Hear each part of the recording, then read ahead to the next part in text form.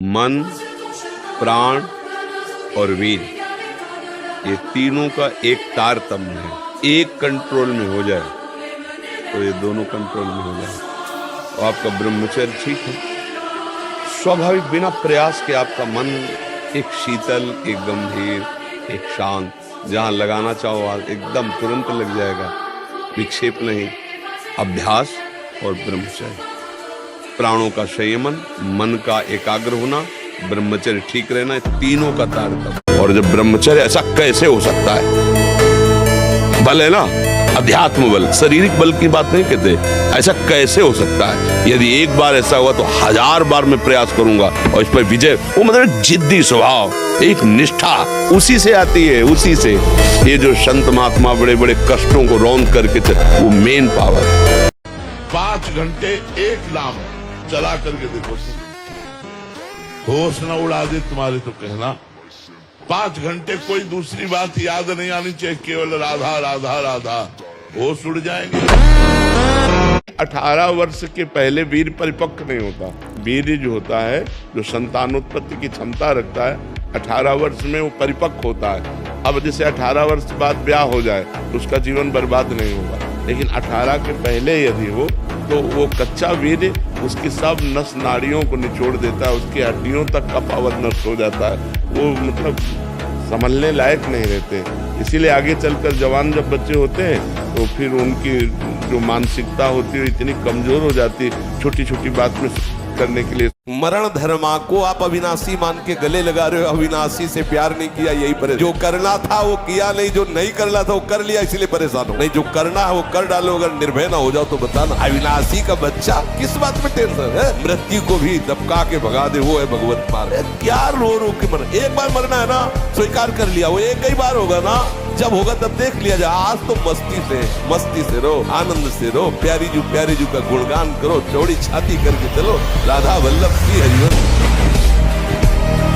जो आंतरिक काम क्रोधादि रोग हैं, इनको नष्ट करने के लिए 5 औषधियां। पहला है आंतरिक रोगों के नाश करने का उपाय सत्संग। जिसे सत्संग मिल गया, बड़ी भारी विजय प्राप्त करने का अवसर मिल गया। दूसरा स्वाध्याय। स्वाध्याय का मतलब नहीं कि कुछ भी स्वाध्याय करो, गुरुदेव के अनुसार शास्त्र स्वाध्याय करना चाहिए। तीसरा है स्वल्पाहार। आप समझते हैं अधिक पाने से आप बलवान होंगे, बिल्कुल भूल है आपकी। अल्पाहार करने से जीवनी शक्ति बहुत प्रबल होती है। चौथा, रात्रि के चौथे प्रहर में भागवती क्रियाओं का अनुष्ठान करना। ध्यान है, नाम जप है। पांचवा, जो कुछ साधन भजन करे एकाग्रता पूर्वक करे, सारी शक्ति लगा करके नाम जप करे तो नाम में, सत्संग सुन रहे तो सत्संग के वाक्यों में। ये 5 हैं जिनके द्वारा हम आंतरिक विकारों पर विजय प्राप्त कर लेते।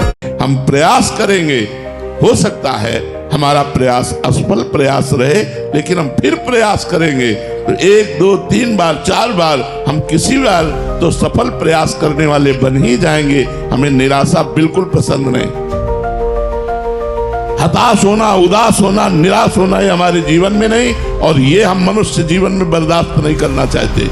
आप लोग वहीं परास्त हो रहे हो जहां भगवान का आश्रय नहीं। आप विचार करके देखिए, जिसकी दोनों किडनी फेल हो, डायलिसिस हो रहा हो, शरीर भीषण कष्ट से युक्त हो, हम दहाड़ रहे हैं। साधक को बहुत सावधान रहने की आवश्यकता। इसको खिलवाड़ मत समझो, इसीलिए कह रहे हैं ये अध्यात्म है, ये परमार्थ है। आपको लगेगा नहीं कि क्या हुआ, मैं कहां भ्रष्ट हुआ, ऐसी जगह खड़े हो जाओगे कि जान भी नहीं पाओगे कि मैं कहां चढ़ रहा था। दोबारा उत्साह भी नहीं आ पाएगा। बात अच्छे से समझ लीजिए। क्या मुर्दे जैसा जीवन, जो इंद्री जैसा चाहे वैसा डाउन कर दे, जैसा चाहे वो हमें शोक दे दे, दुख दे। थोड़ा सा साहसी बनो, तुम भगवान के अंश हो, तुम कुछ भी कर सकते हो, कुछ भी। हनुमान जी जैसा कोई ज्ञानी महाबली, कोई त्यागी, कोई ब्रह्मचारी बैरागी, हनुमान जी जैसा कोई त्रिभुवन में द्वितीय हुआ हो तो बता दो। अतुलित बलधामम हेम शैलाभदेहम दनुजवन कृशानुम ज्ञानिनाम अग्रगण्यम। अरे जय गिर चरण दे हनुमंता चले सुगा पाताल तुरंता। 1000 को पकड़ के कछु मारिस कछु मर्दिस कछु मिले से धरि धूरी। ये थोड़ा आपको कम अच्छा लगता है डाउन होना। भगवान के अंशों का थोड़ा दुख आया रो दिए, थोड़ा खुशी हुई नाच दिए। नाचना भी है तो ऐसी हिम्मत में कि भारी से भारी दुख में भी नाचना बंद नहीं होगा। रोना है तो केवल प्रभु के लिए रोना है, झुकना है तो केवल भगवत भाव में झुकना है। हमको कोई रौंद नहीं सकता, कोई झुका नहीं सकता, हम भगवान के अंश हैं। मरना ही है ना तो लगा लंगोटी, मरना है तो ऐसा मर के अमर हो जा। मरने जैसा दुख सहना चाहता ना, लगा लंगोटी और 2 रोटी मांग के खाओ, रात दिन भजन कर, देख पूरे विश्व को हिला न दे तो गए। अरे वो प्यार नहीं करता, ऐसे चल कि तुझे खुद संसार प्यार करने लगे, खुद संसार झुकने लगे तेरे आगे। या वो आजकल सब मूर्खता चाहिए, इसीलिए कह रहे सत्संग सुनो, नाम जप करो। हर जगह सफलता नहीं मिलती, हर जगह असफलता नहीं मिलती। ब्रह्मचर्य पालन करता है, रोग से लड़ने की सामर्थ्य आती है, शोक स्पर्श नहीं कर सकता, मोह पर विचार करने की सामर्थ्य आती है, प्रमाद स्थिति नहीं रहती, अकर्मण्यता नहीं रहती, अकाल मृत्यु नहीं होती। ब्रह्मचारी कभी विचारों से दरिद्र नहीं होता है, चिंता नहीं होती, उसके हिंसात्मक वृत्ति नहीं होती, द्वेष नहीं होता, ईर्ष्या नहीं होती, अशांति नहीं होती। ब्रह्मचर्य समस्त दोषों का नाश कर देता है। रात दिन पशुता का व्यवहार करके मलिन मन के द्वारा शांति प्राप्त करना चाहते हो, आनंद की अनुभूति करना चाहते हो, कैसे हो सकता है? आप जब बीमार हो, आज नहीं, आज तुम्हारी यौवन अवस्था तुम्हें समझ में नहीं आ रहा, लेकिन ये तुम्हारी आदत तुमको कल कहां पहुंचा देगी तुम्हें पता नहीं। जब पहुंच जाओगे तब कोई रास्ता नहीं। कितने ऐसे बच्चे हैं जो इस बात में दुखी है कि मैं क्या करूं, आत्महत्या कर लूं, ऐसे आते, कितने प्रश्न ऐसे आते। 20-30 मिनट का खेल है, भूख लगी है और ये 2 अंगुल की जबान में केवल वो मिनट भर वो जो घुमाया, बस उसी का स्वाद है। गले के नीचे गया और फिर तुरंत उगल दे तो देखने लायक रहे। कैसे भजन होगा भाई बताओ? स्वाद तो तुम ले रहे हो गोलगप्पा का, भोजन को हमें सुधारना चाहिए। ये चीजें तो साधक को पानी ही नहीं चाहिए। ब्रह्मचर्य का विमल प्रताप प्रकट होता है, वीरवान बलवान होता है, विद्वान होता है, तपस्वी होता है, मनस्वी होता है, त्यागी होता है, तत्व चिंतन परायण होता है। ब्रह्मचर्य में अलौकिक अमानुषिक शक्ति जागृत हो जाती है। ऐसा कैसे हो सकता है? हो सकता है क्योंकि ब्रह्मचर्य है। ढिलाई दी तो मारे जाओगे, पक्की बात है। अगर 10 मिनट भी मनोरंजन में गए तो मार के गिरा दिए जाएंगे। नहीं तो मनोरंजन के लिए बहुत बढ़िया संसार है। माया ऐसे अवसर फेंक देती है, उपासक को पहले लक्ष्य दृढ़ करना चाहिए कि मैं अपनी गर्दन कटा सकता हूं लेकिन अपने साधन को नहीं रख सकता। और यहाँ आपसे सच्ची हृदय से कहता हूं, वृंदावन में बैठ के कोई किसी का नहीं, सब अपने सुख के लिए प्यार करते हैं। बात बैठा लो दिमाग में। तुम अगर सोचते हो कि किसी को हम प्यार के द्वारा, दुलार के द्वारा ठीक कर देंगे, संभाल देंगे, तो वो ठीक होगा कि नहीं, लेकिन तुम खराब हो जाओगे, तुम नष्ट हो जाओगे। ये बात हृदय में बैठा लो। सीधे अपने मन को शासन पे लेकर इंद्रियों को भगवान में लगाकर पावन कर लो तो कर लो, नहीं तो बहुत बड़ा माया जाल है, फिसलते चले जाओ। पहली बात, हम जो व्यसन करते हैं उसे हमें छोड़ना चाहिए। वो किसी भी तरह का कोई व्यसन हो, बहुत ध्यान से सुनो, इधर उधर नेत्र मत चंचल करो। आप पुनः वैसे हो सकते हो, अभी चांस है, अभी आप सुधर सकते हो। मुख्य बात है चिंतन बदलना। यदि हमारा चिंतन विषय लोलुप बना रहा तो चाहे जितना सात्विक भोजन करो, चाहे जितना आप नहाओ धो पवित्र व्यायाम सब, लेकिन आप रोक नहीं सकते, क्योंकि चिंतन है। चिंतन बदलना अति आवश्यक है। उसके बदलने के लिए सत्संग, शास्त्र स्वाध्याय, नाम जप तीनों आवश्यक है। मस्त जीवन, एकदम तुम अविनाशी के बच्चे हो। शेर का बच्चा भेड़ों के बीच में फंसकर मेव मेव बोल रहा है, बस अगर दहाड़ना सीख जाए तो कोई भी उसे प्राप्त नहीं कर सकता। ऐसे भगवद अंश, तू प्रपंच में फंसकर अपने को इतना दीन क्यों देख रहा है? तू ऐसा है, भगवान के दिव्यास्त्र में भी ताकत नहीं तेरे को मान सकता। तू अविनाशी का अविनाशी बच्चा है। विनाशी भोगों को, विनाशी शरीर को मैं मान के इतना भयभीत, इतना दुख, ये सबके लिए, केवल एक के लिए नहीं। आप समझो, तुम्हें किसी से गिगियाने की जरूरत नहीं, बस तुम अपने स्वरूप को नहीं पहचान पा रहे हो, अपनी शक्ति को जागृत नहीं कर पा रहे हो, इसलिए तुम दौड़े घूम रहे हो। भागने की जरूरत नहीं है। सत्संग सुनो, उसे अपने आचरण में उतारो। ये बात आप कागज में लिख लो, चाहे दिमाग में लिख लो, जब तक आपके आचरण शुद्ध नहीं होंगे, जब तक आप भजन नहीं करोगे, तब तक आप भागे और यहां से लेकर ब्रह्मलोक तक अगर आपको सुख मिल जाए तो बता देता। किसी के आशीर्वाद की जरूरत नहीं आपको आनंद प्राप्ति के लिए। आप आनंद के बच्चा हो, आनंद स्वरूप हो। जिनसे आशीर्वाद मांगते हो उनके अंदर जो आत्म तत्व बैठा है वो तुम्हारे अंदर बैठा है। देखो, जब आदमी फिसलता है तो उसको ये नहीं देखना होता कि अब क्या होगा। सब कुछ हो सकता है, जैसे सीढ़ी से फिसल गए, हाथ टूट सकता है, खोपड़ी फूट सकती है, कुछ भी हो सकता है। अब फिसल गए तो फिसल गए, अभी कम से कम संभलने का तुम्हें अवसर मिल गया। तो जो कुछ हुआ, जब फिसल गए तो जो कुछ भी हो सकता है।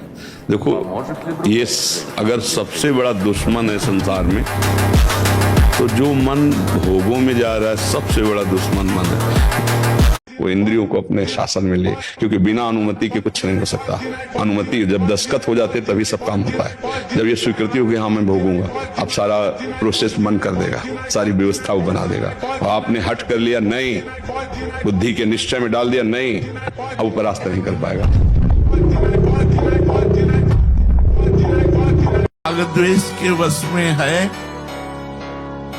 जब तक मन इंद्रियों का गुलाम है तब तक उसके शरीर, इंद्रिय और मन से ऐसे कार्य होते ही रहेंगे जिससे वो कभी खुश नहीं रह पाएगा, उसका पतन हो जाएगा। लोग कहते हैं मन बहुत परेशान करता है, तो तुम्हारे ही पावर से तुमको परेशान कर रहा है, तुम जान नहीं पा रहे हो। तुम तो उसे मार सकते हो, तुम तो उसको नष्ट कर सकते हो, तुम्हारे में बहुत बड़ी सामर्थ्य है। पर जागरण करो। ये कोहरा है, काम आदि जानते हो क्या? कोहरा, जहाँ भुवन भास्कर प्रकाशित हुए, कोहरे की सत्ता ही खत्म, भगवान का ज्ञान प्रकाशित हुआ, इनका कोई महत्व नहीं, न थे न आए न रहेंगे। बगल में हम देख रहे हैं कि दुर्व्यवहार कर रहा है, वो उसे पीड़ा पहुंचा रहा है, और हम अपना सर झुका किस लिए चलाते कि मेरा तो नहीं ना, वो मेरी बहन तो नहीं ना, मैं तो सुरक्षित हूं ना। अगर हम उसको कुछ बोलेंगे तो कहीं हमें ना मार दे, कहीं हम ऐसा कैसे हो सकता है? अगर प्राण भी बलियार करना पड़े तो कर देना चाहिए, पर विचलित होना हमारे जीवन में नहीं होना चाहिए। 1000 बार नाली में गिरेंगे फिर भी हम छाती ठोक के आगे बढ़ेंगे। अगर हमारा गलत दर्शन रुक जाए, गलत चिंतन रुक जाए, गलत क्रिया रुक जाए, तो हम गलतियों के बीच में भी बैठे रहे तो हमारा कुछ नहीं बिगड़ने वाला। तो कोई ज्यादा हमको गिरा नहीं सकता यदि हम न गिरे। हम कह रहे हैं लोक परलोक के सब सुख आपको प्राप्त हो जाएंगे। आप डट के नाम जप तो करो। जैसे लोग कहते हैं कि नाम जप करने से क्या खाना मिल जाएगा, तुम खाना की बात क्या करते हो? अगर भगवान का नाम जप करो तो लोक परलोक सब जगह सुख प्राप्त होता है। जहाँ पाप नष्ट हुए तो सुख ही सुख घेर लेता है। और अगर भाई पाप कर्म करोगे तो पुण्य के प्रताप से ये मिल जरूर सकता है, लेकिन तुम्हारा नाश हो जाएगा। अंत में तुम्हारा नाश हो जाएगा, अंत में तुम जीरो पे होगे, कुछ तुम्हारे पास नहीं होगा। अगर नाम जप कर रहे हो, आज दुखी हो, चिंता मत करो, कल सुखी हो जाओ। जीवन में ब्रह्मचारी को कभी भी सानिध्य प्रगट में या एकांत में काम संबंधी चेष्टाओं का नहीं करना चाहिए। बिल्कुल किसी भी बहाने से संभाषण, किसी भी बहाने से स्पर्श, किसी भी बहाने से चित्र आदि देखना, वो आजकल मोबाइल भी होते हैं तो मोबाइल आदि में, क्योंकि कामोत्तेजना जब चढ़ती तो वही विषय हमें अच्छा लगता है, तो उस विषय का किसी भी तरह से हम पोषण न होने दें। ये पक्की जीवन की बात समझ ले। अगर ब्रह्मचर्य रहना है तो विपरीत आकर्षण जो हो रहा है बहुत बचा के रखना, बहुत छुपा के रखना। शरीर एक परमात्मा की दी हुई धरोहर है, हम ज्यों का त्यों वापस कर दें, मलिन न करें। कबीरदास जी कहते चदरिया झीनी रे झीनी, जैसी की तैसी धर दीली। जैसी दी थी प्रभु, अपवित्र नहीं किया, जैसी की तैसी धर दीली, चदरिया झीनी रे झीनी। जो हमारा संत मार्ग है वो यही मार्ग है। इतना दृढ़ निश्चय करना है कि मैं मृत्यु को स्वीकार कर सकता हूँ, पर गलत आचरण स्वीकार नहीं कर सकता। मृत्यु आवे मुझे मार जाए वो स्वीकार है, लेकिन मैं गलत आचरण नहीं कर सकता, धर्म विरुद्ध नहीं चल सकता। गृहस्थाश्रम का व्रत धारण किए एवं पितृ ऋण से मुक्त होने के लिए, केवल संतान उत्पत्ति के लिए अपनी पत्नी से सहवास करते हैं और निरंतर भगवत भजन करते हुए संयम से चलते हैं, उनको भी ब्रह्मचारी ही कहते हैं, उपासक ही कहते हैं। तपस्वी उपासक को चाहिए स्त्री के रूप की तरफ, उसके हास्य की तरफ, उसके मद वचन की तरफ, उनके हाव भाव की तरफ ना देखे न चिंतन करे। ब्रह्मचर्य व्रत में रत रहने वालों को अत्यंत सावधानी पूर्वक अपनी इंद्रियों को दर्शन, संभाषण, चिंतन से बचाना है। जो ब्रह्मचर्य से युक्त होता है उसकी संकल्प शक्ति बढ़ती है। भले आप मांस खा के मोटी चर्बी और आप व्यायाम करके दिखा सकते हैं कि देखो मैं ब्रह्मचर्य क्षीण करता हूं लेकिन बलवान हूं, लेकिन आप आत्मशक्तिहीन है। वो आपका मोटा हो जाना बलवान नहीं है, आपके सुंदर सुंदर मांसपेशियां निकल आना वो बल नहीं है। आप शक्ति बलवान वो है जो आए हुए आंतरिक वेगों को सह जाए, आए हुए आंतरिक वेग को जो सह गया वही बलवान है। कि मन, वीर और प्राण तीनों का एक कनेक्शन है, एक ही कनेक्शन है। अगर हमारा वीर ब्रह्मचर्य ठीक है तो मन शांत और एकाग्र रहेगा और प्राण बलवान और सूक्ष्म रहेंगे। अगर वीर कमजोर हो गया तो मन चंचल, अशांत और प्राण स्थूल और बलहीन हो जाएंगे। और कुछ बातें तो ऐसी हैं जो सबको ज्ञात है कि किसे अधर्म कहते हैं। जहां आप कार्य करने के लिए सोचा और अंदर से उत्तर आया नहीं ये गलत है, वो अधर्म है। कोई ऐसा नहीं कह सकता कि मुझे बताया नहीं गया कि अधर्म है। आप अंदर से, हृदय से देखो। आप जब गलत कार्य करने चलोगे तो भगवान जो सबके हृदय में बैठे वो प्रेरणा करे, ये पाप है, ये गलत है। मन कहता है नहीं कोई गलत नहीं, सब चलता है, बस वो आगे बढ़ता चला जाता है और फिर मलिन इतना हो जाता है कि अंदर से आवाज आना बंद हो जाती है। संयम विहीन जीवन, शुष्क उदासहीन पशुवत जीवन। पूर्ण ब्रह्मचर्य देश का, समाज का, आत्मा का, सबका परम लाभ।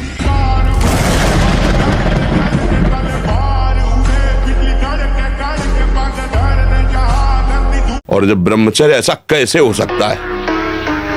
बल है ना, अध्यात्म बल, शारीरिक बल की बात नहीं कहते। ऐसा कैसे हो सकता है? यदि एक बार ऐसा हुआ तो 1000 बार मैं प्रयास करूंगा और इस पर विजय। वो मतलब एक जिद्दी स्वभाव, एक निष्ठा उसी से आती है, उसी से।